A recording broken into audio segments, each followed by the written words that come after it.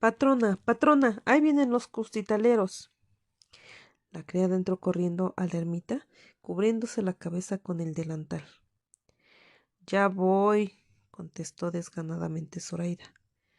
¿Vienes, Ernesto? Si quieres comprar algo, pide que lo apunten en nuestra cuenta. Vaya usted, la alcanzaré luego. Zoraida salió a la majada. Allí se habían congregado ya las otras mujeres, dejando en las trojes las mazorcas a medio desgranar. En el gallinero, los pollitos piando de hambre. En la cocina, los tasajos de carne salada al alcance del gato. Zoraida lo sabía, pero no les hizo ningún reproche. Ante la llegada de los costitaleros, las costumbres podrían quebrarse. Haciéndose pantalla con sus tocas de manta para defenderse del reflejo demasiado vivo del sol, las mujeres fijaban sus ojos en el camino. Allí venían los costitaleros, descendiendo la última loma. Contaron hasta 8 mulas cargadas con grandes bultos envueltos en petate y palmotearon de alegría. ¿Tenés dinero vos? He estado juntando todo el año. Porque los costitaleros traían en aquellos enormes baúles forrados un caudal inagotable de objetos: calderas de latón, panzudas, relumbrosas, molinillos de asta fina y larga, peroles de cobre bien pulido. Para las muchachas, gargantillas de coral, listones anchos, varas de percal y de yerbilla, polvos de enamorar. Para los niños, confites tenillos de rojo con un grano de anís en el centro, trepanemicos peludos, maromeros nerviosos y machetes en cuyo filo culebrea el escalofrío, y fajas tejidas y sombreros de palma con un espejo incrustado para los hombres. ¿Desde dónde vendrán? De Ocosingo, tal vez, de San Carlos, de más allá de Comitán, porque estos comerciantes que radican en San Cristóbal, en el barrio de Custitali, del que toman el nombre, recorren todos los climas, todos los lugares de Chiapas, llevando su figura pintoresca, su acento cantarín, su habla rebuscada, su utilidad de hormigas acarreadoras. Un querén se precipitó a abrir el portón de la majada. Los costitaleros desmontaron el anca de sus bestias antes de atravesar el umbral. Envueltos como siempre en sus gruesas frazadas de lana, avanzaron pisando fuerte para sacudir sus zapatos. Con una varita se quitaron las mostacillas que se les habían pegado a la ropa, antes de acercarse a ofrecer sus respetos a Zoraida. Después pidieron un lugarcito y autorización para vender su mercancía. Rezagada, entró una mujer que venía montando una hermosa mula blanca. Envolvía su cabeza y velaba su rostro con una chalina transparente. Su vestido era de paño de buena calidad, y cuando quiso bajar de la cabalgadura, uno de los costitaleros puso las 2 manos entrelazadas para que le sirvieran como estribo. Ella posó allí los pies, tímida y torpemente, y luego en el suelo. Dio un paso, 2. Sus miembros carecían de flexibilidad, entumecidos por una jornada de tantas leguas. Iba tambaleándose como los ebrios. Zoraida la observaba con atención. Encontraba un aire familiar en esta mujer y con el ceño fruncido hacía esfuerzos por reconocerla. Entonces exclamó con un acento en el que se mezclaban la sorpresa, la alarma, el reproche: ¡Matilde! Porque era Matilde la recién llegada. Al oírse nombrar se quedó inmóvil. Como si la chalina no fuera suficiente, se llevó las 2 manos a la cara para cubrírsela. Uno de los costitaleros avanzó hasta el sitio donde estaba Zoraida. Con su venia, patrona, vamos a hacerle la entrega de la donisa. Y otro explicó: cuando pasamos por Palo María, la niña Matilde estuvo buscando ocasión para hablarnos, y nos ofreció dinero si la traíamos a Chactajal. Salimos a medianoche. Ninguno nos vio salir, y por si nos seguían dijimos que íbamos por el rumbo de las Delicias. Dios y su Santísima Madre son testigos de que la hemos cuidado como cosa propia. No venimos a rendir malas cuentas. ¿Es verdad lo que dicen estos, Matilde? Matilde hizo un gesto de asentimiento. Todavía no podía hablar. Que ella declare si aceptamos un centavo del dinero que nos ofreció. Somos cristianos, patrona. Está bien, ya recibirán su recompensa. Con estas palabras cortó Zoraida la conversación, y mientras Matilde, apoyada en su brazo, subía los escalones que van de la majada al corredor, el querén echó a vuelo la campana de la ermita para avisar a todos que los costitaleros iban a empezar a desenvolver su mercancía. Ernesto oyó los pasos numerosos, rápidos, descalzos de la indiada encaminándose a la casa grande. Titubeó un momento antes de seguirlos. Zoraida condujo a Matilde hasta la sala y la hizo recostarse en un estrado de madera. Una india de la servidumbre, contrariada por tener que permanecer aquí mientras las otras hacían ya sus tratos con los costitaleros, había traído una taza de té de azahar. Zoraida pasó su mano por detrás de la cabeza de Matilde para sostenerla. Bebe, quien quita y te haga provecho. Matilde se esforzó por dar un trago. No, tengo un nudo aquí. Hace días que no puedo pasar bocado. Y dejó caer hacia atrás la cabeza, como tronchada. La india salió apresurosamente. Los ojos de Matilde la siguieron. No habló hasta que su figura hubo desaparecido. ¿Son de fiar tus gentes, Zoraida? Hasta donde cabe. ¿Por qué? Porque si Francisca llega a saber que estoy aquí, me matará.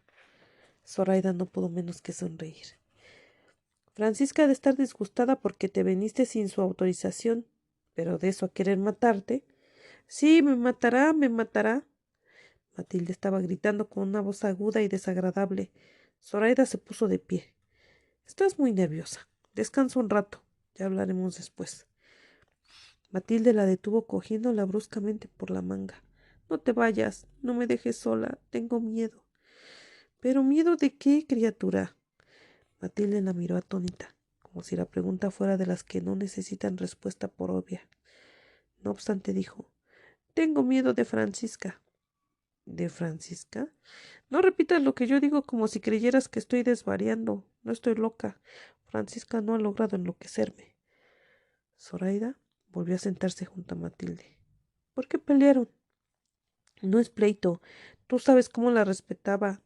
Yo, cómo la quería. Pues es que Francisca tomó el lugar de la madre muerta al nacer Matilde.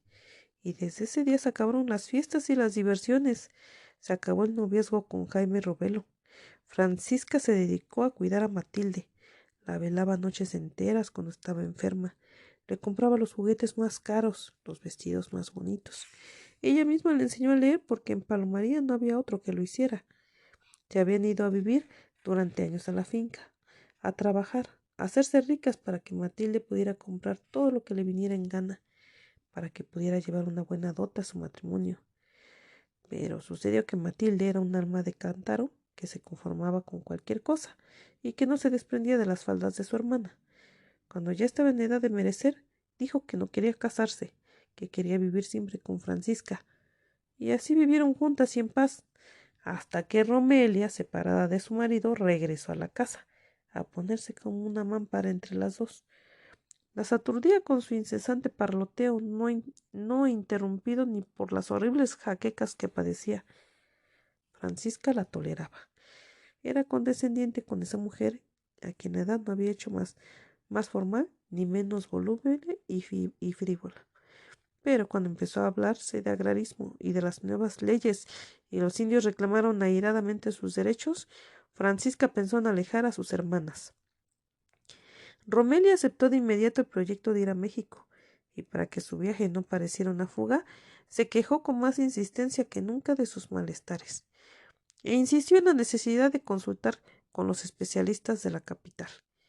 Matilde se negó a acompañarla. ¿Cómo abandonar a Francisca en un momento que podría ser peligroso? Y ahora, apenas unas semanas después, Matilde estaba huyendo de Francisca como de su peor enemigo. Estas desavenencias son pasajeras. Se reconciliarán. Yo voy a recomendarle a César que medie entre ustedes. Matilde negó apasionadamente. Si te pesa haberme recibido, me voy. No faltará un alma caritativa que me recoja. Pero volver a Palo María, nunca. Óyelo bien, nunca. Era la primera vez que Matilde hablaba de este modo. Siempre había sido apocada, sumisa, dócil. y ahora se erguía como un gallo de pelea contra Francisca. ¿Por qué? En asuntos de intereses nunca tuvieron dificultades. ¿Un hombre? No, no era posible. Francisca, después de la ruptura con Jaime, había rechazado a todos los pretendientes que se le presentaron. Decía con esa franqueza suya que no perdonaba ni sus propios defectos, que a ella no podían buscarla más que pensando en el dinero, pues nunca había sido bonita y ahora además estaba vieja. Y a Matilde nunca se le había conocido novio. Si se había enamorado por primera vez y si Francisca se opuso a sus relaciones, en Palo María ya no se puede vivir. Los indios están muy alzados. Pues saliste de las brasas para caer en el fuego. Pero aquí está César, que es hombre. Francisca no es ninguna, no nos dejes. Es de las de Salé y Machete. Los labios de Matilde se plegaron en un gesto de amarga burla. ¿De Salé y Machete? ¿Sabes lo que hizo? Levantó el cepo en medio de la majada y a punta de chicotazos metía allí a los indios y los dejaba sol y sereno. Los que no aguantaban se morían. Pero no así nomás. Antes de que se murieran, Francisca los cogía y... ¿Qué? Ante la morbosa expectación de Zoraida, Matilde volvió el rostro ruborizado hacia la pared. Nada, me da vergüenza decirlo. Zoraida se puso de pie defraudada. ¿Pero esa mujer perdió el sentido? ¿Hacer eso ahora que la situación está tan difícil? Los indios llegaron a la casa grande a amenazarnos. ¿Crees que Francisca se asustó? Les dijo que si no estaban conformes con su trato, que se fueran. Qué fácil. ¿Y de qué van a vivir ustedes si los indios dejan Palo María? A Francisca no le importa. No volvió a salir a campear. Despidió a todos los vaqueros. Desde el corredor de la casa grande veíamos la sopilotada bajando a comer las reses que se morían de la gusanera. Los becerritos recién nacidos cayendo de enfermedad porque no había quien los vacunara. Pero, criaturas, ¿a dónde van a ir a parar? Francisca ya no salía de la casa. Dispuso que había que tapizar de negro todos los cuartos. Después ella misma clavó las tablas para hacer un ataúd. Lo pintó de negro. Lo puso en el lugar donde antes tenía su cama. Y allí se acuesta, pero no duerme. Yo lo he visto. No puede dormir. Aquellas interminables noches en vela, Matilde, encerrada con llave, pendiente del más leve rumor, temblando hasta con el vuelo de los murciélagos, con el chirriar de la madera, y Francisca paseándose en los corredores tapada con un chal negro. De pronto ese grito de terror, la persecución en el patio, entre el ladrido de los perros y el relinchar espantado de los caballos. Al amanecer habían salido las criadas, Matilde también a buscar a Francisca, y la encontraron como muerta en el fondo de un barranco, golpeada por las piedras, lastimada por las espinas. Cuando volvió en sí dijo que había tenido una visión. Entre los indios se corrió la voz de que la había arrastrado el Zulum, y que si no se la llevó fue porque hizo el pacto de servirle y de obedecerle. Lo de Zulum es puro cuento. Pregúntale a Francisca, dice que lo vio, que hablaron. Son mañas para que los indios le tengan miedo. Los indios llegan a consultar con ella y al que le dice tal cosa va a suceder, sucede. Había un tal Emilio Jatón, le dijo, no vas a llegar sano a tu casa. Y en el camino le agarró una gran congoja y como mal de corazón y cayó desvanecido. Entre cuatro lo llevaron cargado a su jacal. Allí se estuvo semanas, tendido en un petate, agonizando, hasta que le mandó un bocado a la patrona y le rogó que viniera a curarlo. Entonces Francisca preparó un bebedizo y se lo dio a tomar. El indio se alivió como con la mano y ahora está sirviendo de semanero en la casa grande. San Caralampio bendito. Le supliqué de rodillas, le supliqué a Francisca que nos fuéramos a Comitán. Tenemos dinero ahorrado, podemos comprar una casa, una tienda. Pero Francisca me contestó que si volvía yo a decir algo semejante me iba a hacer daño a mí también. Francisca tenía los ojos vidriosos al proferir estas amenazas, y desde entonces miraba a Matilde con recelo y la ahuyentaba para recitar a solas conjuros y maldiciones. Qué templada fuiste de aguantarte. Cuando se lo digas a César te va a regañar por no haberte venido desde el primer momento. ¿Y cómo iba yo a venir si no es mi casa? Tienes más derecho a estar aquí que yo. Zoraida le dijo, y le dolía que fuera verdad. Esta casa perteneció a los abuelos de Matilde. No era ni una advenediza ni una extraña, mientras que ella dijo para disimular su despecho. Ven conmigo. Vamos a ver qué te prepara en tu cuarto. Al abrir la puerta, apareció en el vano la figura de Ernesto. No se turbó de que lo encontraran allí. Soportó la mirada inquisitiva de Zoraida sin inmutarse, como si no lo hubiera sorprendido escuchando. Qué hipócrita. Bastardo tenía que ser. Es muy triste ser huérfana. ¿Cuántas veces se lo dijeron a Matilde acariciando su cabeza como con lástima? Esta niña se va a criar a la buena de Dios, igual que el zacate, porque Francisca, la segunda madre, es muy joven todavía. Se casará, y la criatura vendrá a ser como un estorbo. Y si Francisca no se casa, peor. En esta familia no habrá un respeto de hombre. Matilde se iba, cabizbaja, con una palabra zumbando a su alrededor, huérfana. Las visitas eran malas. Le decían eso porque creían que estaba sola, que no tenía nadie. Sabían que era que el único retrato de su madre, el que estaba en la sala, estaba colgado tan alto que ella. Matilde no alcanzaba a mirarlo ni aún subiéndose a una silla. Y que, desde abajo, el vidrio quebraba la dirección de la luz en un reflejo que hacía borrosa e irreconocible la imagen. Pero ella tenía un secreto, su refugio. Lo descubrió un día por casualidad en el cuarto de los Trevejos. Había un armario grande y adentro, meciéndose en sus ganchos albergando bolas de naftalina para preservarse de la polilla, estaban los vestidos que pertenecieron a su madre.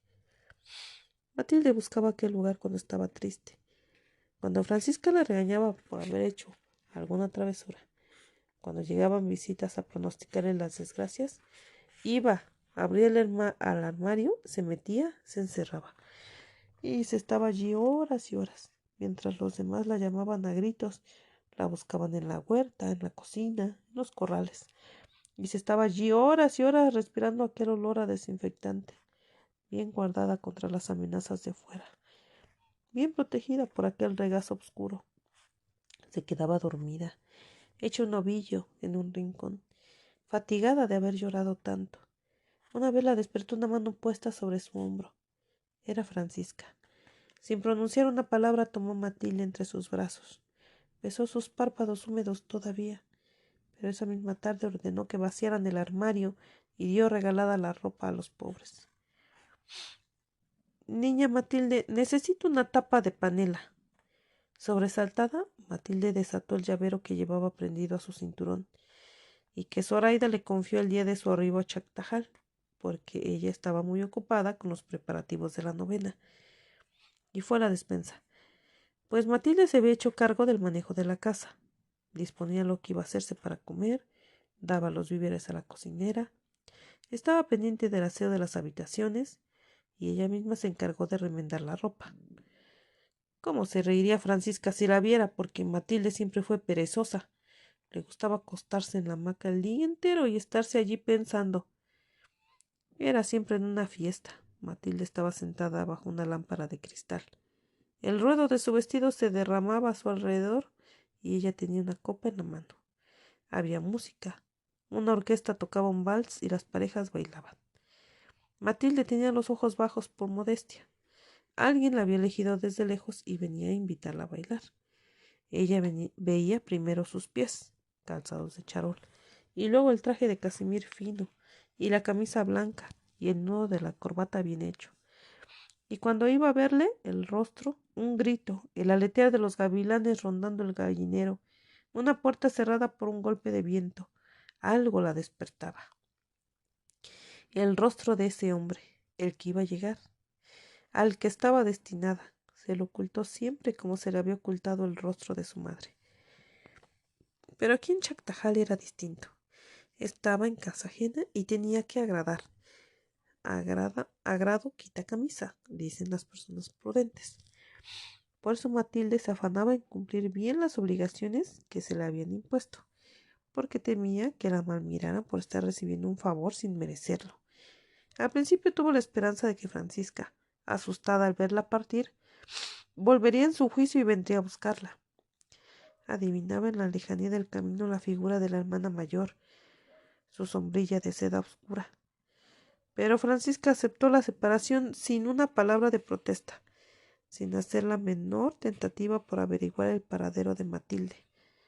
Cuando quedó sola, se encerró en los cuartos tapizados de negro de Palomaría, negándose a ver y hablar a nadie, excepto a los indios que reconocían sus poderes y que acudían a ella en solicitud de consejo. Los viajeros a los que no dio hospedaje fueron los que hicieron correr de finca en finca y en Comitán y hasta en San Cristóbal, donde Francisca tenía parientes, su fama de bruja. Pobre niña Matilde, venir a parar en Salera después de ser patrona. Matilde sonrió resignadamente. De estos cambios de la fortuna, de estas traiciones súbitas e inexplicables está vestido el mundo. Una criada platicando con ella como con su igual, sintiendo una compasión que Matilde aún tenía que agradecer, porque jamás estuvo tan desamparada y tan sola. El muerto y el arrimado a los 3 días apesta, niña Matilde. Sí, era verdad. Matilde se sentaba en la orilla del estrado, presta a huir, a correr a la menor insinuación de que su presencia sobraba en esta casa. Pero ¿a dónde iría? Y entonces no se le alcanzó más que tratar de ocultar su presencia para no dar molestias a los demás. La hora de comer, que era cuando todos se reunían, significaba para ella una tortura. Con el pretexto de vigilar el servicio, no se sentaba a la mesa. Las primeras veces su conducta les pareció extravagante y la instaban a que los acompañara, pero luego fue volviéndose natural el hecho de que Matilde comiera después en la cocina con la servidumbre. Y aún allí los bocados se la atragantaban, no podía bajarlos. Desalentada retiraba su plato. ¿Para qué se va usted a resmoler de balde, niña Matilde? Mejor pídale usted a don César que le dé una soplada y así se averigua su voluntad. Matilde siguió el consejo. Y una tarde, cuando estaban todos sentados, cesteando en el corredor, se acercó a ellos. Llevaba un frasco de aguardiente en la mano. César, como eres el hombre de la casa y el principal, vine a pedirte un favor. ¿Sí? Estoy azarada de estar aquí, y es necesario que me soples para que se me bajen los colores y yo quede en paz. César respondió gravemente que no pusiera nada en su corazón. Tomó la botella que le ofrecía Matilde, la destapó y se llenó la boca con un sorbo de aquel trago fuerte. Matilde cerró los ojos al recibir en plena cara la rociadura. El alcohol le ardía en los párpados, pero había borrado su vergüenza. La reconciliaba con los dueños de la casa, cuya voluntad ya le era conocida. Podía sosegar. Esa tarde estuvo con sus primos. Fueron juntos a bañarse al río. Cuando regresaron se sentaron en la majada a cantar, porque Ernesto sabía tocar la guitarra y tenía buena voz. De una cajita de cedro que trajo consigo de Palomaría, Matilde sacó un manojo de hierbas. Las ocultó bajo el delantal y fue a la recámara de Ernesto. Arreglarla era una tarea que no encomendaba a las criadas. Son tan torpes. Dejan el polvo entre las junturas de los ladrillos. Revuelven los papeles. Se olvidan de cambiar el agua de los floreros. Matilde recogió las sábanas que habían estado asoleándose en el pretil de la ventana y las sacudió enérgicamente antes de estirarlas sobre el colchón. Después tendió las cobijas y bajó la almohada. Metió el manojo de hierbas que había traído. ¿Por qué inventó usted esa mentira? Ernesto. Matilde estaba roja de sorpresa. Su acento se elevó apenas por encima del timbre habitual. Quería expresar dignidad ofendida, severo orgullo. Pero no había tenido tiempo de apartar la mano de la almohada y estaba temblando como si lo hubiera sorprendido en una falta. ¡Qué mentira! Que usted vino a Chactajal huyendo de su hermana. Usted no vino huyendo de nadie. Usted vino buscándome a mí. Sí, ahora estaba segura. Ernesto la había visto colocando las hierbas bajo la almohada.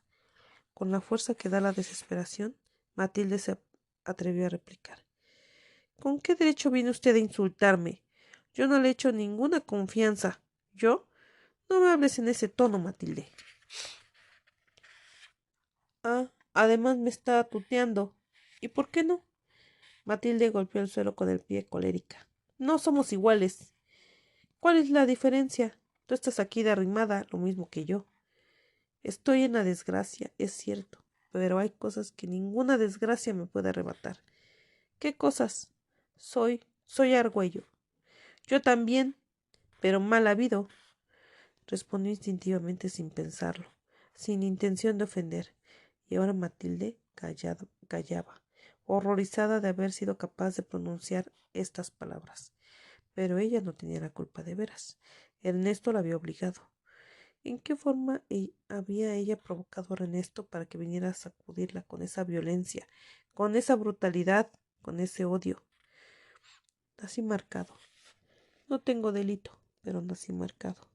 El señor cura no quería admitirme en su escuela porque era yo hijo de un mal pensamiento. Mi madre tuvo que humillarse para que el señor cura consintiera en recibirme, pero no me permitía sentarme con los demás en un rincón aparte, porque las señoras protestaban de que sus hijos estuvieran revueltos con un cualquiera. Yo era más listo que ellos. Yo me sacaba las primeras calificaciones, pero a fin de año el premio no era para mí, era para otro, para el hijo de don Jaime Robelo, porque yo soy un bastardo. ¿No has oído cómo los niños gritan? ¡Bastardo, bastardo! Matilde estaba conmovida. Suavemente replicó. Déjame ir, Ernesto. ¿No te divierte lo que te estoy contando? No. Entonces es verdad. ¿Qué? Que me quieres. Matilde se echó a llorar y Ernesto la trajo hasta su pecho. Las lágrimas le empapaban la camisa, calientes, abundantes. Sí, es verdad. No podía yo estar equivocado. Lo noté desde la primera vez, por la manera como me miraste. Matilde se desprendió con lentitud del abrazo de Ernesto. Estás desvariando, déjame ir. ¿Por qué? Matilde se aproximó a la ventana y como quien se desnuda gritó. ¿No te das cuenta? Mírame, mírame bien. Estas arrugas. Soy vieja, Ernesto. Podría ser tu madre. Se retiró para defenderse de la luz y acesante, con la espalda pegada a la pared, como un animal acosado, esperó. Ernesto no comprendía el dolor de esas palabras, el desgarramiento de esta confesión. Veía solo la resistencia opuesta a su voluntad. Veía que esta mujer escapaba de su dominio, que no había podido subyugarla, que había fracasado. No digas el nombre de mi madre, no te atrevas a compararte con ella. El rostro de Matilde estaba rígido, bañado de una absoluta lividez. La obstinación de su silencio enardeció aún más a Ernesto. ¿Te crees mejor que ella, más honrada? ¿Por qué? ¿Porque preferiste secarte en tu soltería que sacrificarte por un hijo? Ella se ha sacrificado por mí, y yo no me afrento de que sea mi madre. No me afrento de que nos vean juntos en la calle, aunque vaya mal vestida y descalza, y aunque esté ciega. Ernesto se dejó caer en una silla. Con su pañuelo se limpió el sudor que le corría por las sienes. ¿Se estaba volviendo loco? ¿Por qué se había dejado llevar así? ¿Qué necesidad tenía esta mujer de presenciar el conflicto que lo torturaba desde que nació? ¿Para que saliera después a contarlo con los demás y entre todos se burlaran de él? Alzó los ojos brillantes de rencor. Matilde se había vuelto de espaldas para no verlo. Dijo. Debajo de la almohada hay un manojo de hierbas. Son para dormir bien, para tener buenos sueños. Empezó a caminar hacia la puerta, pero Ernesto se puso en pie de un salto y la alcanzó. Usted las puso allí. ¿Por qué? Matilde esquivó su mirada. Porque no quiero que sufras. Los labios de Ernesto se posaron en su mejilla y fueron borrando las arrugas una por una. Volvió a ser joven como antes, como cuando se sentaba bajo la lámpara de cristal, sosteniendo una copa entre su mano. Amortiguados por la música de la orquesta se acercaban los pasos. Miró primero los zapatos. Eran viejos, los pantalones remendados, el cuello de la camisa abierta, sin corbata, y por fin el rostro de Ernesto. Su mano soltó la copa que fue a estrellarse contra el suelo. Para la construcción elegimos un lugar, en lo alto de una colina, bendito porque asiste al nacimiento del sol, bendito porque lo rigen constelaciones favorables, bendito porque en su entraña removida hallamos la raíz de una ceiba. Cavamos, herimos a nuestra madre, la tierra, y para aplacar su boca que gemía, derramamos la sangre de un animal sacrificado, el gallo de fuertes espolones que goteaba por la herida del cuello. Habíamos dicho, será la obra de todos. He aquí nuestra obra, levantada con el don de cada uno. Aquí las mujeres vinieron a mostrar la forma de su amor, que es soterrado como los cimientos. Aquí los hombres trajeron la medida de su fuerza, que es como el pilar que sostiene, y como el dintel de piedra, y como el muro ante el que retrocede la embestida del viento. Aquí los ancianos se descargaron de su ciencia, invisible como el espacio consagrado por la bóveda, verdadero como la bóveda misma. Esta es nuestra casa. Aquí la memoria que perdimos vendrá a ser como la doncella rescatada a la turbulencia de los ríos, y se sentará entre nosotros para adoctrinarnos, y la escucharemos con reverencia, y nuestros rostros resplandecerán como cuando da en ellos el alba. De esta manera, Felipe escribió, para los que vendrían, la construcción de la escuela. El día de Nuestra Señora de la Salud amaneció nublado. Desde el amanecer se escuchaba el tañido de la campana de la ermita, y sus puertas se abrieron de par en par. Entraban los indios trayendo las ofrendas, manojos de flores silvestres, medidas de copal, diezmos de las cosechas. Todo venía a ser depositado a los pies de la Virgen, casi invisible entre los anchos y numerosos pliegues de su vestido bordado con perlas falsas que resplandecían a la luz de los cirios. El ir y venir de los pies descalzos marchitaban la juncia esparcida en el suelo, y cuyo aroma, cada vez más débil, ascendía confundido con el sudor de la multitud, con el agrio olor a leche de los recién nacidos y las emanaciones del aguardiente que se pegaba a los objetos, a las personas, al aire mismo. Otras imágenes de santos, envueltos a la manera de las momias, en metros y metros de hierbilla, se reclinaban contra la pared o se posaban en el suelo, mostrando una cabeza desproporcionadamente pequeña, la única parte de su cuerpo que los trapos no cubrían. Las mujeres, enroscadas en la tierra, mecían a la criatura chillona y sofocada bajo el reborso, e iniciaban, en voz alta y acesante, un monólogo que al dirigirse a las imágenes que la tela maniataba y reducía a la impotencia, adquirían inflexiones ásperas como de reprensión, como de reproche ante el criado torpe, como de vencedor ante el vencido. Y luego las mujeres volvían el rostro humilde ante el nicho que aprisionaba la belleza de Nuestra Señora de la Salud. Las suplicantes desnudaban su miseria, sus sufrimientos, ante aquellos ojos esmaltados, inmóviles. Y su voz era entonces la del perro apaleado, la de la res separada brutalmente de su cría. A gritos solicitaban ayuda. En su dialecto, frecuentemente entreverado de palabras españolas, se quejaban del hambre, de la enfermedad, de las acechanzas armadas por los brujos, hasta que poco a poco la voz iba siendo vencida por la fatiga, iba disminuyendo hasta convertirse en un murmullo ronco de agua que se abre paso entre las piedras. Y si hubiera creído que eran sollozos los espasmos repentinos que sacudían el pecho de aquellas mujeres, si sus pupilas, terciamente fijas en el altar, no estuvieran veladas por una seca opacidad mineral.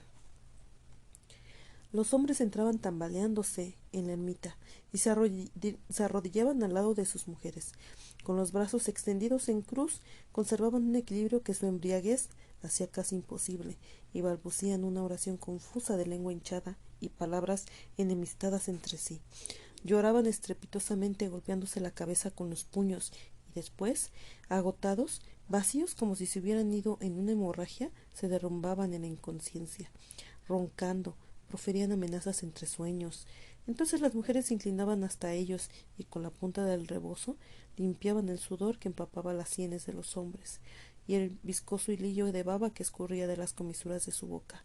Permanecían quietas horas y horas mirándolos dormir.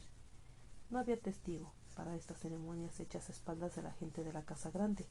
Los patrones se hacían los desentendidos para no autorizar con su presencia un culto que el señor cura había condenado como idolátrico.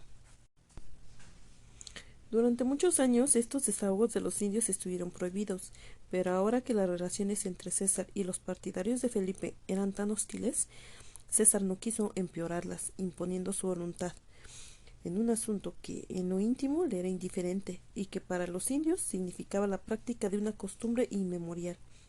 Pero en la noche, que era cuando César asistía al rezo del último día de la novena, acompañado de toda la familia, ya no debería haber ni huella de los acontecimientos diurnos. Las imágenes envueltas en hierbillas serían guardadas de nuevo en el lugar oculto que era su morada durante todo el año. La juncia pisoteada se renovaría por cargas de juncia fresca, y los cirios consumidos serían reemplazados por otros cirios de llama nueva, de pabilo intacto. Pero ahora, en el recinto de la ermita, los indios, momentáneamente libres de la tutela del amo, lanzaban su oración bárbara, cumplían un rito ingenuo, mermada herencia de la paganía, torpe gesto de alianza, de súplica, petición de tregua hecha por la criatura atemorizada ante la potencia invisible que lo envuelve todo como una red. Zoraida se paseaba impaciente por el corredor de la casa grande. De pronto se detuvo encarándose con César. ¿Esos indios van a estar aullando como baches todo el santo día? César tardó deliberadamente unos minutos antes de desviar los ojos de la página del periódico que estaba leyendo por enésima vez. Respondió: es la costumbre. No, ¿ya no te acuerdas? Los otros años iban al monte, donde no los oyéramos, lejos, pero ahora ya no nos respetan, y tú tan tranquilo. Conozco el cebo de mi ganado, Zoraida. No se atreverían a hacer esto si Felipe no estuviera soliviantándolos. César suspiró como quien se resigna y dobló el periódico. El tono de Zoraida exigía más atención que la vaga y marginal que estaba concediéndole. Como para explicarle a un niño y a un niño tonto, César contestó: no podemos hacer nada. Estas cosas son, como diré, detalles. No te molestan, pero si los acusas ante la autoridad no encontrarían delito. Zoraida enarcó las cejas en un gesto de sorpresa exagerada. ¿Habías pensado recurrir a la autoridad? Y luego sarcástica: es la primera vez. Antes arreglabas tus asuntos tú solo. César azotó el periódico contra el suelo irritado. Tú lo has dicho antes, pero ¿no estás viendo cómo han cambiado la situación? Si los indios se atreven a provocarnos es porque están dispuestos a todo. Quieren un pretexto para echársenos encima, y yo no se los voy a dar. Zoraida sonrió desdeñosamente. La intención de esta sonrisa no pasó inadvertida para César. No me importa lo que opines. Yo sé lo que debo hacer. Y deja ya de moverte, que me pones nervioso. Zoraida se detuvo, roja de humillación. César nunca se había permitido hablarle así, y menos delante de los extraños. Su orgullo quería protestar, reivindicarse, pero ya no se sentía segura de su poder delante de este hombre, y el miedo a ponerse en ridículo la enmudeció. Matilde había asistido, con una creciente incomodidad, a la escena entre sus primos. Sin musitar siquiera una disculpa, se puso en pie para marcharse. Ernesto la miró ir y casi dio un paso para seguirla, pero la frialdad de Matilde lo paralizó. Ella no quería hablar con él. Había estado esquivándolo desde hacía días, desde aquel día. ¿Qué piensas, Ernesto? La pregunta de César lo volvió bruscamente a la realidad. Alzó los hombros en un ambiguo ademán, pero César no se conformó con esta respuesta y añadió: yo digo que hay que ser prudentes.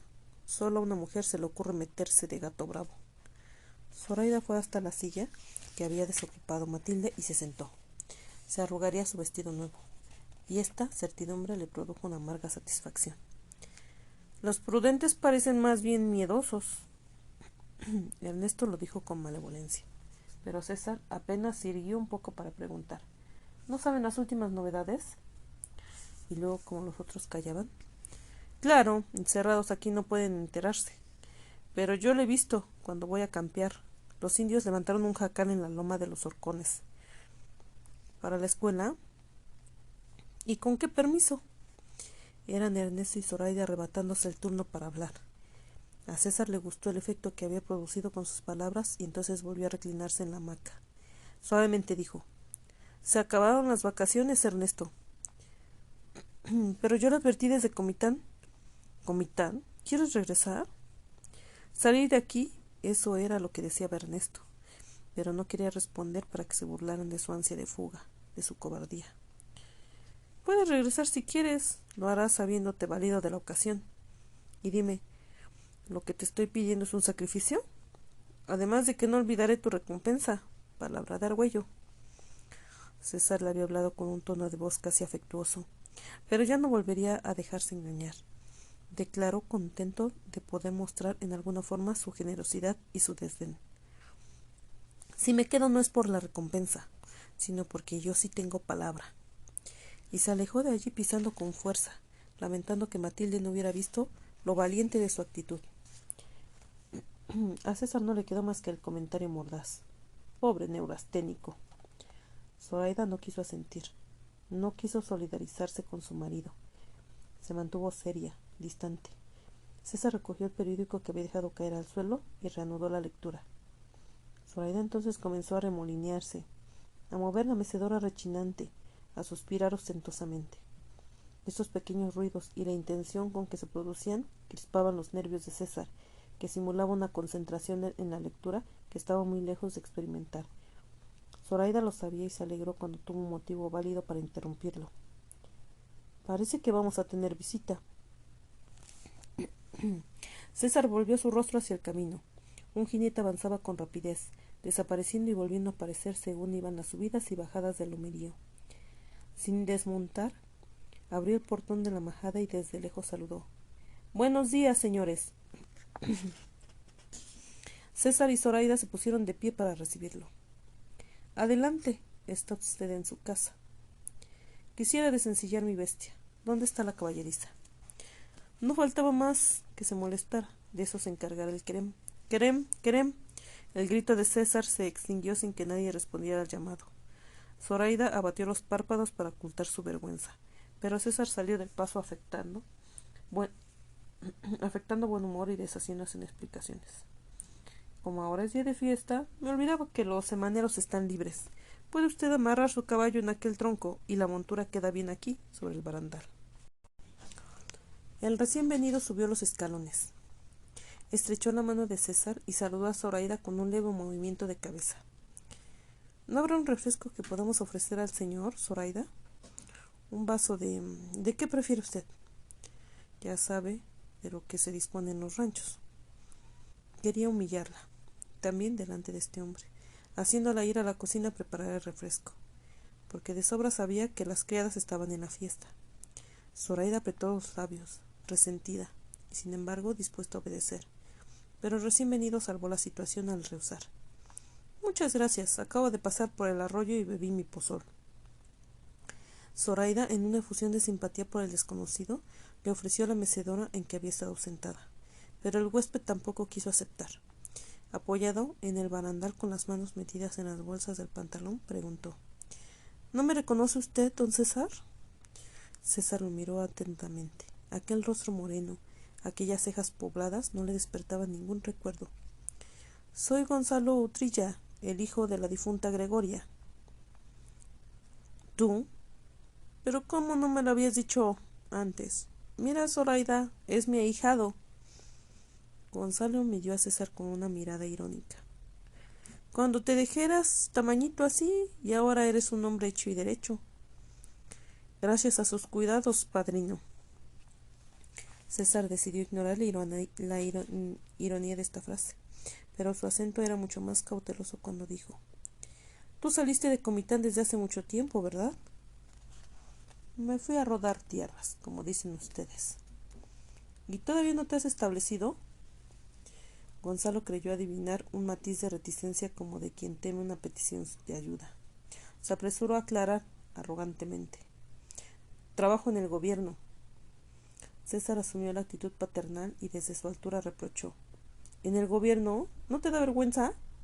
Pero inmediatamente arrepentido de su falta de tacto: «Bueno, yo ya estoy chocheando. Claro que no tienes de qué avergonzarte. En el gobierno están las personas aptas y capaces. Pero en mis tiempos servir al gobierno era un desprestigio. Equivalía a ser un ladrón. Por fortuna ya no son sus tiempos, don César. Suponiendo que las cosas no hubieran cambiado. El gobierno me da de comer. En cambio, de los ricos nunca he merecido nada. No hay enemigo pequeño, pensaba César. Si hubiera sido más amable con este Gonzalo cuando no era más que un indizuelo, llegaba de visita los domingos y se sentaba horas y horas en la grada del zaguán, esperando que César se dignara salir. Y era por interés, no por afecto, naturalmente, porque la costumbre es que los padrinos den gasto a sus ahijados los días de fiesta. Pero cuántas veces y ahora se arrepentía César, en vez de ir a saludar personalmente al muchachito y poner en su mano algunas monedas, mandaba a la criada para entregarle un regalo, mal escogido y sin ningún valor. Pero cuando el regalo fue una tapa de panela, Gonzalo se negó a recibirla y no volvió nunca, hasta ahora. ¿En qué consiste tu trabajo? Soy inspector agrario. ¿Y vienes a Chactajal oficialmente? Estoy haciendo recorrido reglamentario por toda la zona fría. He encontrado muchas irregularidades en la situación de los indios. Los patrones siguen abusando de su ignorancia, pero ahora ya no están indefensos. ¿Y qué sucede cuando encuentras esas irregularidades? Eso lo verá usted, padrino. Espero que no, mis asuntos están en orden. Ojalá. Gonzalo dejaba caer sus palabras precisas, cortantes como quien deja caer un hachazo. Decepcionado al no poder entablar una conversación amistosa, César no tuvo más remedio que ceder. No te ha de sobrar el tiempo. Si podemos ayudarte en algo, ¿qué tienes que hacer? Hablar con los indios. Tuviste suerte de llegar hoy. Los vas a encontrar a todos reunidos en la ermita. Como te decía, a propósito del Querén, hoy es día de fiesta, día de la Santa Patrona de Chactajal. Realmente tuviste suerte. No fue suerte, don César, fue cálculo. Gonzalo comenzó a bajar los escalones. César lo alcanzó para preguntar: ¿te quedarás a comer con nosotros? No, sigo hasta Palomaría. Y como César insistía en caminar a su lado, le dijo casi perentoriamente: le agradeceré que no me acompañe, padrino. Quiero hablar a los indios con entera libertad. César permaneció con la espalda vuelta a la casa grande, hasta que la figura de Gonzalo desapareció, confundida entre la multitud de indios que rodeaban la ermita. Entonces se volvió hacia su mujer para ordenarle: prepara un vaso de limonada y que Matilde lo lleve a la ermita. Gonzalo va a decir un discurso. Probablemente tendrá sed. Zoraida miró a su marido con desaprobación. ¿Matilde? ¿Qué sé yo dónde está Matilde? Nunca se la encuentra cuando se le busca. Pero si quieres rebajarte hasta ese grado, iré yo. César se aproximó a Zoraida y la cogió por el brazo. Ella se crispó. No me entendiste, Zoraida, como siempre. No soy tonta, no entiendo las fases de la luna, aunque me las explique 100 veces, pero me doy cuenta cuando alguno me hace un desprecio y tengo dignidad. No se trata aquí de dignidad, ni de rendirnos a un tal por cual como Gonzalo. Si yo quería mandar a Matilde era para que se enterara de lo que va a hablar con los indios. Hay que cuidarse de él. Es un hombre peligroso. El llanto, los lamentos de los indios habían cesado. A veces llegaba hasta la casa grande el chillido de una criatura impaciente, la explosión repentina de un petardo. Zoraida se retiró de su marido. Gonzalo está hablando con ellos ahora. ¿Oyes? No se distinguen las palabras. Al ir subiendo los escalones, Zoraida observó con disgusto: a buena hora se despeja el cielo. Cállate, porque un rumor retumbaba entre las paredes de la ermita. Gritos desordenados, exclamaciones ebrias, el torpe movimiento de la multitud, y de pronto, desprendiéndose de ella y corriendo por la majada, Matilde, con la cabeza descubierta y las manos vacías como una loca. Zoraida se precipitó a recibirla, pero Matilde la apartó sin consideración y no se detuvo sino frente a César. Allí habló. El aliento le faltaba, partiendo sus frases. Les dijo que ya no tenían patrón, que ellos eran los dueños del rancho, que no estaban obligados a trabajar para nadie. Y les hizo una seña, levantando el puño cerrado. Fue entonces cuando los indios empezaron a gritar, ¿verdad? Y Felipe estaba allí, afirmó Zoraida. Matilde hizo un signo negativo. Llegó al oír la gritería. No le gusta entrar a la ermita, pero atravesó entre todos y se acercó al hombre, ese que vino. Mi querido ahijado, Gonzalo Trilla. Y le dio la mano y le empezó a decir que habían construido la escuela y que tú trajiste un maestro de Comitán y que si podían pedir que empezaran las clases. El hombre les dijo que sí. Y entonces quisieron salir todos en montón y venir a la casa grande para hablar contigo. Pero el hombre les aconsejó que vinieran mañana, cuando estuvieran en su juicio, porque dice que de las borracheras del indio es de lo que se han aprovechado siempre los patrones. De todos modos, dijo César, hay que estar preparados por si vienen. Voy a traer mi pistola. Y ustedes mejor si se encierran. Sí, ahorita vamos. Pero cuando César ya no podía escucharlas, Zoraida se volvió suspicazmente a Matilde. ¿Qué haces en la ermita? ¿Por qué fuiste? Suéltame, Zoraida, me lastimas. No me mires así, solo quería rezar. Y antes de que Zoraida pudiera hacerle ninguna otra pregunta, Matilde escapó. Despertar. Bastaba un ruido de pasos en el corredor, la algarabía con que los animales reciben el amanecer, para que Matilde abandonara bruscamente esa gruta musgosa y tibia del sueño y a tientas todavía buscara dentro de sí misma la presencia del dolor. Porque antes de saber que despertaba en la casa ajena, lejos de Francisca, lejos del tiempo dichoso, Matilde sabía que despertaba el sufrimiento. En vano se apretaba los párpados con obstinación pidiendo al sueño un minuto más de tregua. El violento repique de la campana de la ermita, el carrereo de los pies descalzos, los gritos en Setzal se confabulaban contra Matilde para arrojarla a esa intemperie helada que era su conciencia. Entonces abría los ojos desmesuradamente y se agitaba como el animal cuando se da cuenta de que ha sido cogida en una trampa. Galvanizada, Matilde se incorpora, sentándose en la orilla del lecho, y allí, con el rostro hundido entre las manos, repetía en voz alta, como esperando que alguien la contradijera: no voy a poder pasar de este día. Porque el día estaba erguido frente a ella como un árbol enorme que era necesario derribar, y ella no tenía más que un hacha pequeña con el filo mellado. El primer hachazo, levantarse, algo que no era de ella, que no era su voluntad, porque en su voluntad no deseaba más que morir. La ponía en pie. Como sonámbula, Matilde daba un paso, otro, a través de la habitación, vistiéndose, peinándose, y después abrir la puerta, decir buenos días, sonreír con una sonrisa más triste que las lágrimas. Matilde descendió lentamente los escalones del corredor, esquivó los grupos de indios que aguardaban a que les señalaran sus tareas y fue directamente hasta el portón de la majada. Varias veredas se le ofrecieron, la que lleva al río, la que va al trapiche y la más larga, la vereda que conduce a Palomaría. Pero Matilde echó a andar, desdeñándolas todas, entre el zacatón alto. Avanzaba apartando las varas con las dos manos, como nadando. El rocío le salpicaba las mejillas, y las zarzas se prendían a su ropa. El sol subía lentamente en el cielo. Matilde respiraba con dificultad, con fatiga. Se sentía mal. Había dejado atrás el zacatón del potrero, y ahora caminaba en el llano de hierbas apegadas a la tierra roja y reseca.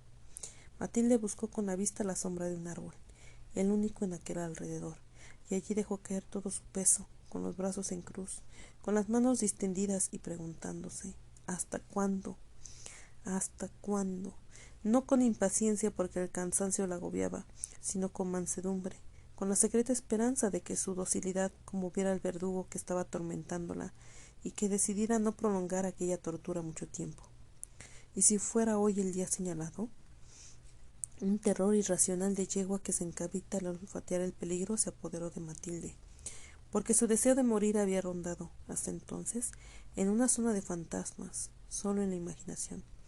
Pero ahora Matilde estaba caminando hacia su fin, lo mismo que caminó Angélica, y tal vez hasta iba siguiendo la huella de aquellos pasos. No era tan fácil como cuando lo pensaba. Sus zapatos estaban empapados de rocío y la humedad le dolía en los huesos. La aspereza de la tierra estaba lastimándola a través de su vestido. Y esta resistencia de los objetos, este cansancio, esta rebeldía de su cuerpo era lo único que le aseguraba que lo que estaba sucediendo era verdad y no un sueño como tantas otras veces. Matilde empezó a sudar de miedo. El sudor frío le empapaba las axilas y copiaba la forma de sus manos sobre la tierra en que se crispaban. Matilde se incorporó precipitadamente como para despertar de una pesadilla. No lo haré, no soy capaz de hacerlo, se dijo, y siguió caminando, jugando aún con el peligro, sin tomar todavía el rumbo de la casa grande. No soy capaz de hacerlo. Una sonrisa de burla, de desprecio para sí misma afeaba su cara. No lo haré. Soy demasiado cobarde. Los que hacen esto son valientes. Y yo tengo miedo al dolor. No quiero que los animales me muerdan. No quiero que me desgarren otra vez. No quiero que me hieran. Ni una gota de sangre más. Es horrible. Me da náusea solo al recordarlo. ¿Cómo pudo suceder, Dios mío? No, no puedo ser pecado. Pecado cuando se goza, pero así, en el asco, en la vergüenza, en el dolor. Ya, dije que nunca volvería a pensar en lo que pasó. Ya no tiene remedio. Quiero morir. Esto es verdad, pero ¿cómo? ¿No hay una manera de ir quedándose dormida cada vez más profundamente, hasta que ya no se pueda despertar? Pero en el botiquín no hay pastillas suficientes. Y yo no me puedo arriesgar a quedar viva, a que me hagan curaciones horribles y dolorosas. No quiero que se rían de mí, que me señalen con el dedo. Se quiso matar, como las que se meten al convento y no aguantan y vuelven a salir. El llano por el que vagabundeaba Matilde se había ido cerrando paulatinamente en tupidas manchas de árboles, hasta que el espacio entre una mancha y otra acabó por desaparecer, y el bosque comenzó a subir por las estribaciones de la montaña. ¿Y si yo no volviera? Dijo Matilde, como retando al miedo que le iba a sofrenar allí mismo, que iba a empujarla para que corriera despavorida de regreso a la casa. Pero el miedo no despertó, y Matilde siguió andando, porque sabía que su amenaza era una mentira, que había hablado de una historia muy remota que le sucedió alguna vez a alguien. ¿Y Angélica estaría desesperada como ella, o se perdió sin querer? Matilde repasó mentalmente su itinerario. Sí, podría regresar. Si yo no volviera, me moriría de...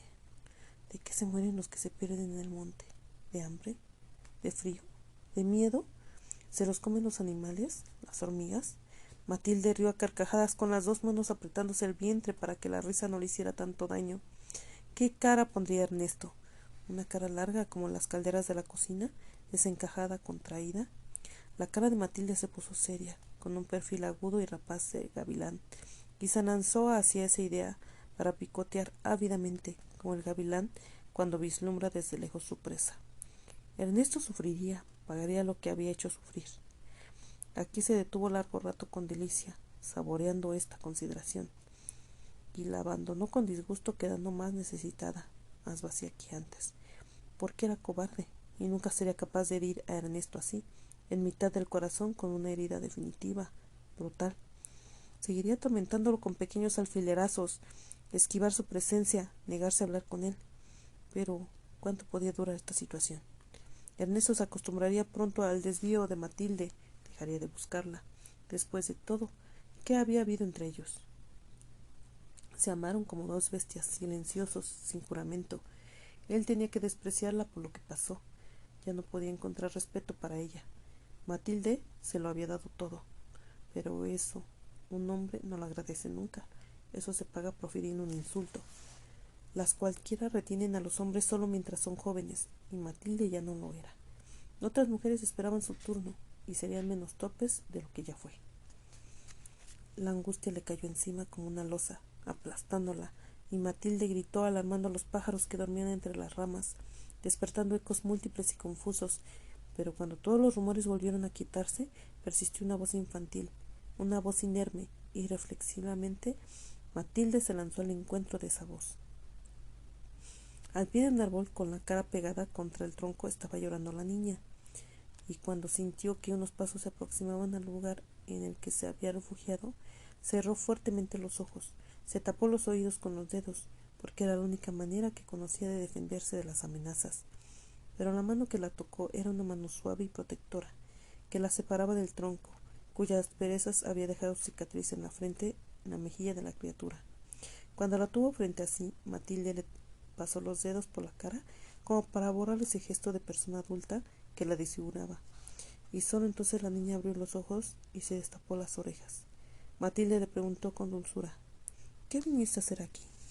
La voz de la niña, quebrada en sollozos, dijo: Quiero irme a Comitán, quiero irme con mi nana. Entonces Matilde la apretó contra su regazo y comenzó a besarla frenéticamente y a llorar, también de gratitud, porque ahora sí tenía un motivo para regresar a la casa, sin que su conciencia la acusara de cobarde. Cuando llegaron, la niña iba dormida. Matilde la depositó sobre su cama y fue al comedor donde la familia ya había comenzado a desayunarse.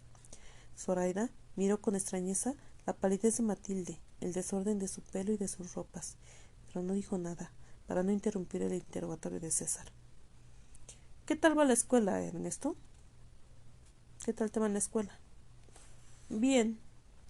El tono de la respuesta era cortante, y Ernesto lo escogió deliberadamente para cerrar la puerta a otra pregunta, a ningún comentario. Ernesto no ignoraba que detrás de la aparente indiferencia de César había no solo curiosidad, sino verdadera preocupación por saber cómo se las arreglaba su sobrino en su tarea de maestro rural. Porque la actitud de los indios no era un secreto para nadie. Al día siguiente de la fiesta de Nuestra Señora de la Salud, Felipe se había presentado en la Casa Grande, con una cortesía que no ocultaba bien la firmeza de sus propósitos y su ánimo de no dejarse convencer por las argucias de César, a poner a las órdenes del patrón la escuela que ellos habían levantado y que Ernesto podía utilizar inmediatamente. No había ya ningún pretexto que aducir, ningún plazo justificado que invocar, y las clases comenzaron. Parece que te comió la lengua el loro. Ernesto sonrió forzadamente, pero no se sintió inclinado a hablar. En el tiempo que llevaba junto a César, había aprendido que el diálogo era imposible. César no sabía conversar con quienes no consideraba sus iguales. Cualquier frase en sus labios tomaba el aspecto de un mandato o de una reprimenda. Sus bromas parecían burlas, y además elegía siempre el peor momento para preguntar. Cuando estaban reunidos, como ahora, alrededor de la mesa. Entre el ruido de los platos y de las masticaciones, el gemido de la puerta de resorte al ser soltada. Quizás antes, cuando aún no desconfiaba de la benevolencia de César, Ernesto hubiera contado lo que acontecía por las mañanas, durante las horas de clase. Quizás ahora, aún ahora, la confidencia hubiera sido posible de mediar otras circunstancias, pero no así, ante el rostro vigilante, maligno, desdeñoso de Zoraida, y ante la faz devastada de Matilde. Parece que lo hubiera arrastrado el diablo, pensó. ¿Cuántos alumnos tienes? César otra vez. ¿Qué ganaba con averiguarlo? Pero la ansiedad había enraizado en él ya tan profundamente que se delataba en su pregunta con más cautela que tuviera al formularla. Y este disimulo y todo lo que dejaba entrever fueron los que impulsaron a Ernesto a responder con ambigüedad. No los he contado. Y cada vez con menos pudor la insistencia. ¿Serán 20? ¿Serán? ¿O 15? ¿O 50? ¿No puedes calcular? No. Vaya. ¿Y llegan únicamente los niños o también hombres ya mayores? El primer día llegó Felipe, ya se lo conté. ¿Y ahora? Ahora ya no va. También se lo había yo dicho. El primer día Felipe llegó para ver cómo eran las clases. Se sentó en el suelo con los niños que olían a brillantina barata y relumbraban de limpieza. Ernesto tragó saliva nerviosamente. Le molestaba la presencia de Felipe como la de un testigo, como la del juez que tanto odiaba tener enfrente. Pero tuvo que terminar por decidirse. Tenía que dar la clase de todos modos. Estaba seguro de que cuando quisiera hablar no tendría voz, que todos se reirían del ridículo que iba a hacer. Y sacando un ejemplar del almanaque Bristol que llevaba en la bolsa de su pantalón, se puso a leer. Con gran asombro suyo la voz correspondió a las palabras y hasta pudo elevarse y hacerla firme. Leía deprisa, pronunciando mal, equivocándose. Leía los horóscopos, los chistes, el santoral. Los niños lo contemplaban embobados, con la boca abierta, sin entender nada. Para ellos era lo mismo que Ernesto leyera el almanaque o cualquier otro libro. Ellos no sabían hablar español. Ernesto no sabía hablar sexal. No existía la menor posibilidad de comprensión entre ambos. Cuando dio por terminada la clase, Ernesto se acercó a Felipe con esperanza de que se hubiera dado cuenta de la inutilidad de la ceremonia y renunciara a exigirla. Pero Felipe parecía muy satisfecho de que se estuviera dando cumplimiento a la ley. Agradeció a Ernesto el favor que les hacía y se comprometió a que los niños serían puntuales y aplicados. Los niños permanecieron atentos mientras los maravilló la sorpresa del nuevo espectáculo que se desarrollaba ante sus ojos. Pero después comenzaron a distraerse, a inquietarse, se codeaban y luego asumían una hipócrita inmovilidad, reían parapetados tras los rotos sombreros de palma, hacían ruidos groseros. Ernesto se obligaba, con un esfuerzo enorme, a no perder la paciencia, y como la ley no fijaba el número de horas de clase, Ernesto las abreviaba todo lo que era posible.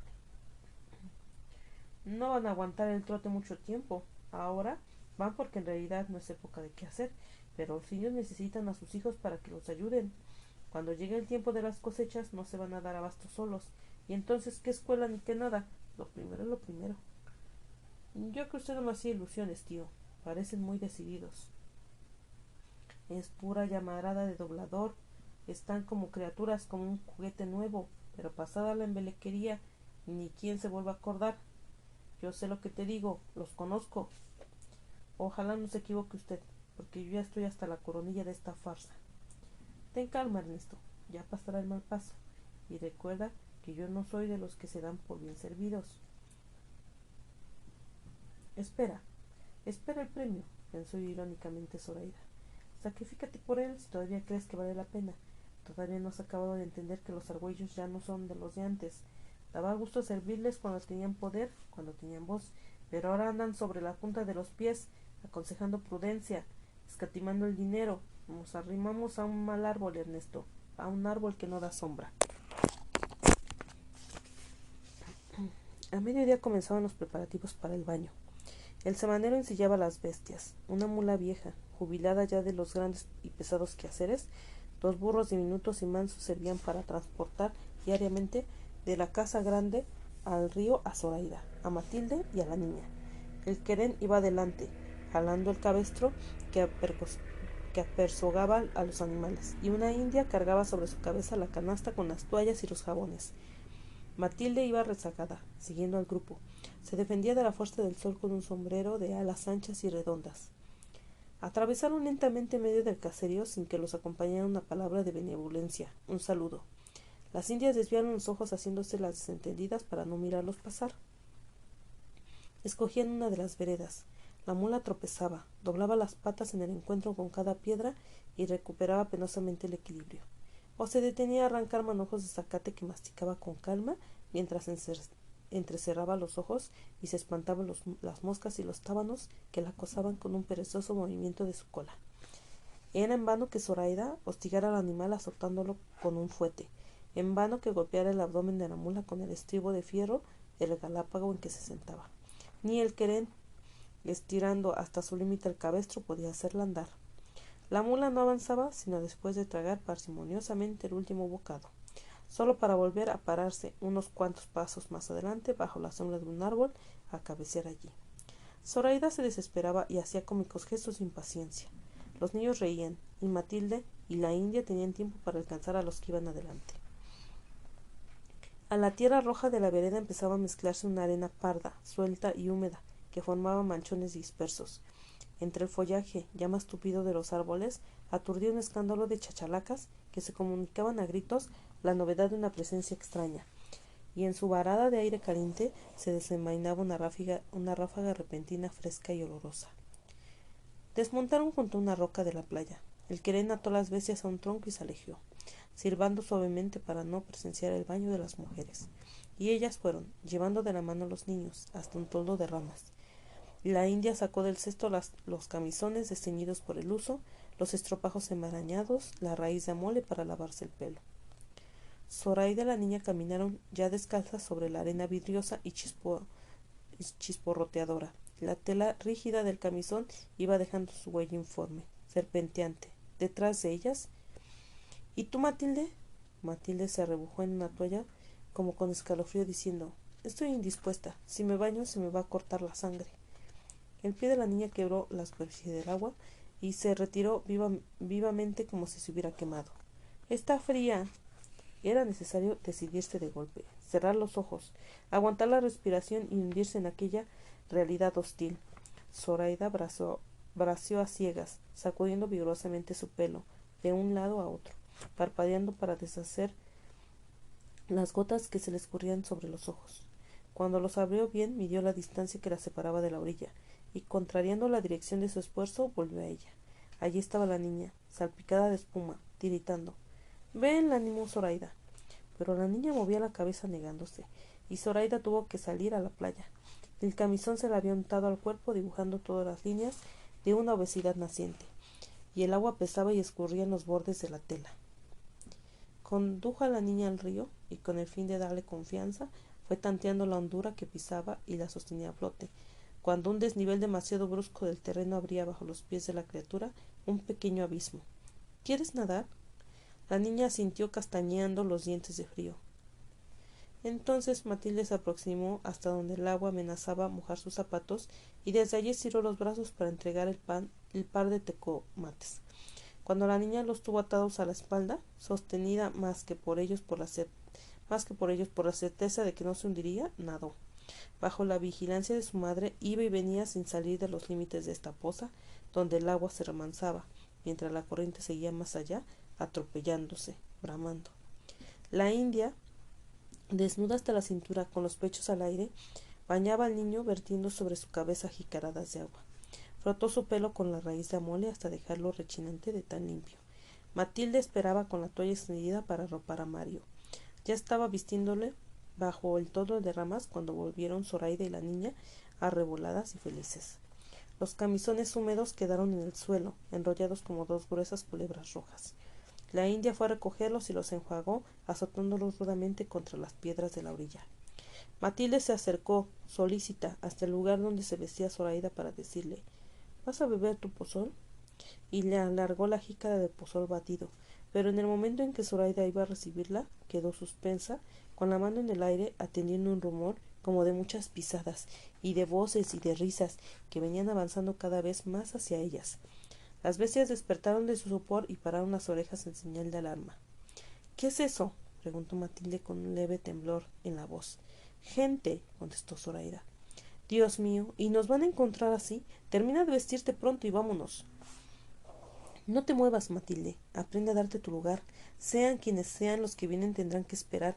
Saben que nadie tiene derecho ni a coger agua del río ni a bañarse mientras los patrones están aquí.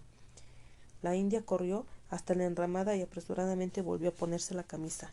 El ruedo de su seque empapado goteaba silenciosamente sobre la arena. El rumor de pisadas y de voces tomó al fin cuerpo. Eran un grupo de muchachos indios, 6 o 7, que venían corriendo. Zoraida los miró con severidad y luego torció el rostro desdeñosa. Los indios se detuvieron paralizados por esta mirada. Fue solo un momento en el lugar donde alcanzaba su término la vereda, pero uno entre ellos se movió para avanzar. Dándose ánimo con una risa fuerte y grosera, descendió con rapidez por el talud de arena que bajaba, desmoronado y flojo, hasta la playa. Allí se paró, jadeando, más que de fatiga, de expectación, y continuó riendo, golpeando sus muslos con la palma abierta de las manos. Los otros llevaban sus ojos alternativamente de la figura de su compañero a la de Zoraida, y con cautela fueron adelantándose, reuniéndose con el que había llegado primero y que se desabotonaba ya la camisa con 10 dedos torpes y temblorosos. —Vámonos, Zoraida —suplicó Matilde. Pero Zoraida no dio muestras de haberla escuchado.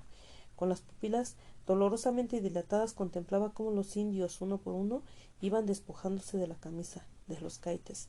Con el pantalón de manta bien ceñido se movieron hasta el agua y se sumergieron en ella, sin ruido, como si volvieran a su elemento propio. —Van a ensuciar nuestra poza —dijo Zoraida con un acento soñador y remoto. Los jóvenes de torso lustroso como de cobre, pacientemente abrillantado, nadaban, se zambullían con agilidad, se deslizaban a favor de la corriente, volvían al punto del que partieron, todo con un silencio, con una facilidad de pez. —¿Viste? La poza está ya turbia. El querén, avisado por la india, había vuelto y estaba desatando las bestias. —Vámonos, Zoraida. Matilde tuvo que repetir la súplica. Tuvo que sacudir delicadamente a su prima como para volverla en sí, pero cuando Zoraida estuvo frente a la mula, se negó a montar en ella. —Prefiero ir a pie. Subieron lentamente por el talud de arena. A cada descanso que la fatiga les exigía, Zoraida volvía el rostro y se quedaba mirando largamente el río.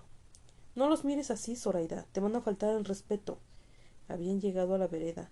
Habían caminado los primeros pasos cuando el ruido estalló a sus espaldas.